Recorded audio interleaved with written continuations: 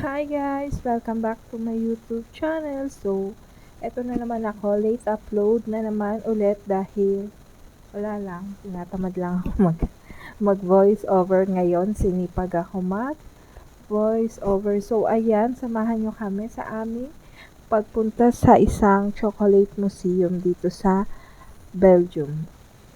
Sa Brussels. Marami kasing museum. So, kaya sinabi ko sa isa kasi napakaraming museum dito. So, napag-decidean lang namin and ayan, nagsama-sama kami ng mga kaklase ko kasi malapit na rin matapos yung aming school. So, ayan, para makapunta doon, layo muna ng nilakad namin sa school kasi kami nagkita-kita and then naglakad kami and then after noon, tram kami and then ayan, nasa metro na kami niyan, nag-aabang kami ng naghihintay kami na dumating yung metro papunta doon sa mismong lugar kung nasaan yung museum. Pero pagbaba namin ng metro, malayo pa rin yung lalakarin. So, ayan, ang mga makukulit kong kaklase.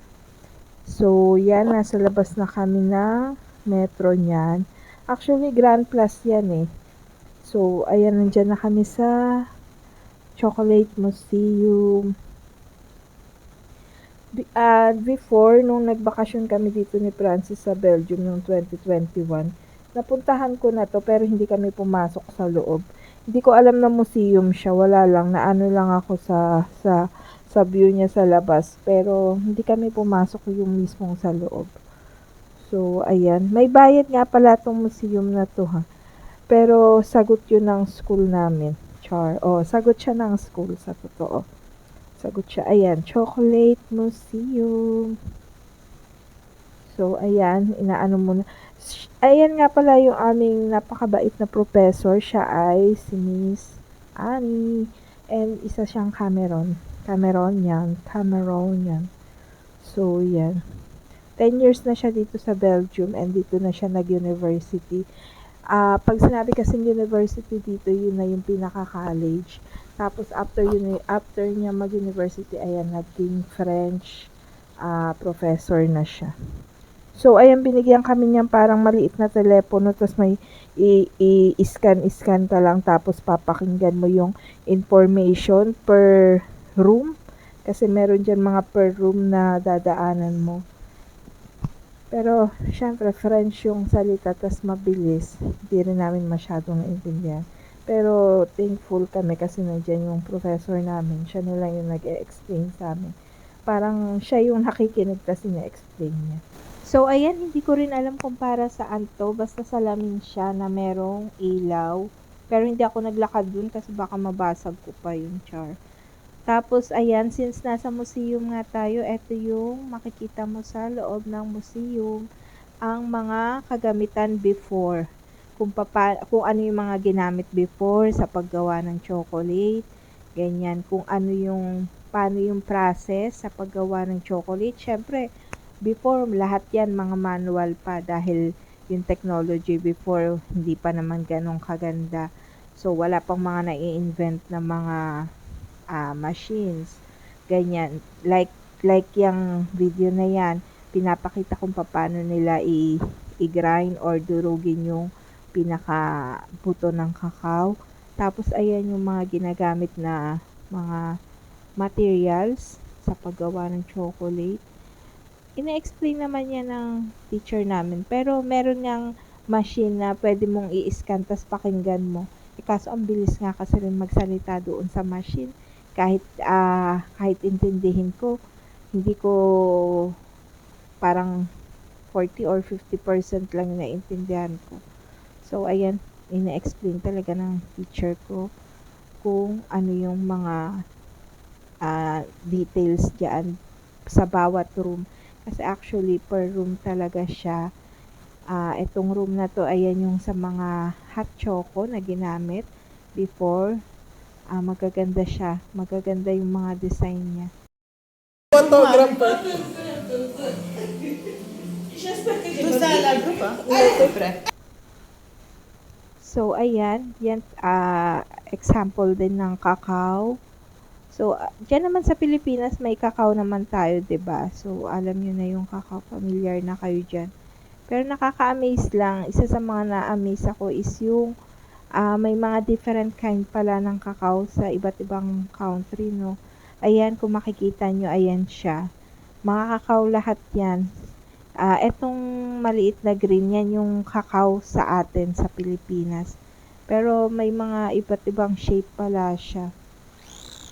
Tapos ayan yung professor namin, si Madam Annie. Ina-explain niya kung paano kung paano itanim, kung ayan may maliliit na puno diyan. Tapos kung paano magkakabunga and then i-harvest and then paano tatanggalin yung buto, paano ibibilad, ganyan. Kasi alam niya yan dahil yung mother niya sa Cameron, ganyan yung business nila. May mga cacao plant talaga sila. So, kaya marami talaga siyang idea and sinishare niya talaga sa iba. Although ako may knowledge din naman ako sa cacao kasi nga alam ko rin naman yan at meron din naman sa Pilipinas. Ayan kung paano ibilad yung mga buto. Same process lang din sa atin, ganyan din. Kahit sa mga palay, di ba? And sa mga mais, binibilad din. Kaya hindi na ako masyadong nagpo-focus makinig dyan kasi kahit paano may knowledge naman ako. Tapos, meron silang maliit na cinema dito kung saan mapapanood mo yung pag-export ng Europe sa Africa ng mga chocolate. Kasi nga ang Europe ay wala sila talagang mga cacao, mga cacao tree. So nag-export pa talaga sila ng chocolate na ay ng cacao from Africa or other country, I think sa Mexico ganyan. Makikita nga doon kung paano i-export, paano madadala. Siyempre before wala pa namang mga eroplano ganyan. Through barko lang. Kung barko lang yung pinaka means of transportation para madala dito sa Europe yung mga cacao.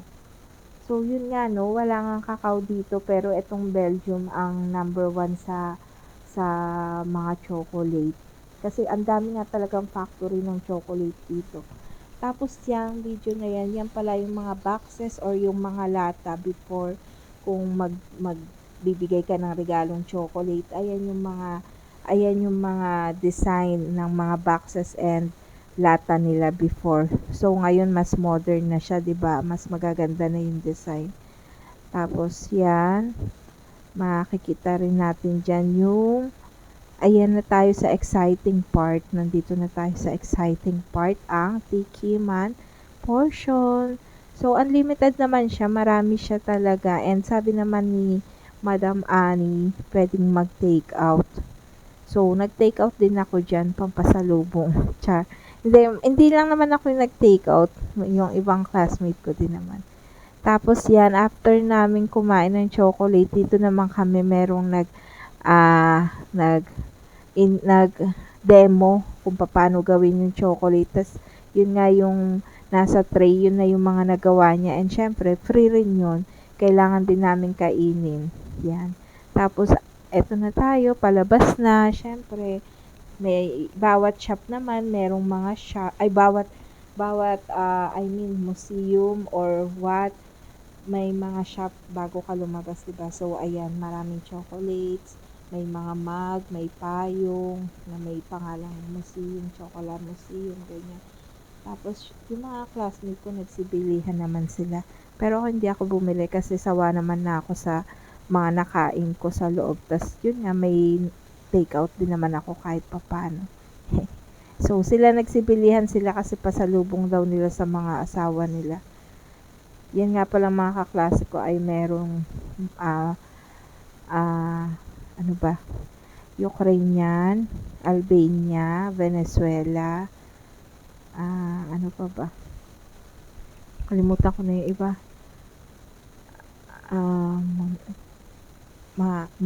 Marocan, yan. Tapos after namin doon, nagkape muna kami. Tapos yan, dyan na kami naghiwa-hiwalay. Mag-uuwian na. Yan.